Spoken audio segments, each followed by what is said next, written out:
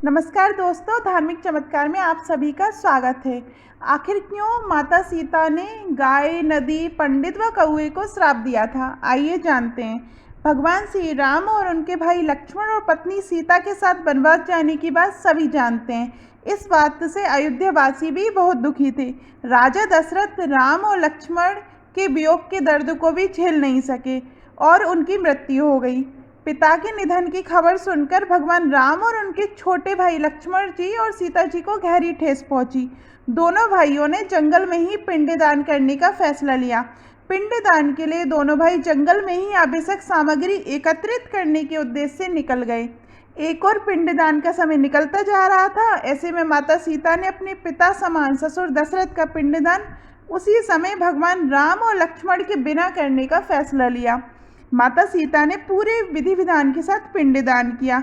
जब प्रभु राम और लक्ष्मण जी लौट कर आए तो उन्हें पूरी बात बताई और कहा कि उस समय पंडित, कौआ, फल्गु नदी और गाय उपस्थित थे। माता सीता ने कहा, प्रभु आप साक्षी के तौर पर इन चारों से सच्चाई पूछ सकते हैं। श्री राम ने इस बात की पुष्टि के लिए जब चारों से पूछा तो उन्होंने झूठ बोलते हुए इनकार कर दिया। इस बात से माता सीता से दोनों भाई नाराज हो गए क्योंकि उन्हें लगा कि माता सीता झूठ बोल रही हैं।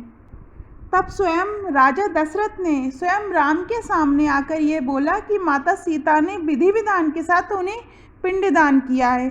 तब सीता जी का सत्य सिद्ध हुआ। तब सीता जी ने उन चारों को श्राप दिया। माता सीता से पंडित को श्राप मिला कि पंडित को कितना भी मिलेगा लेकिन उसकी दरिद्रता कभी दूर नहीं होगी।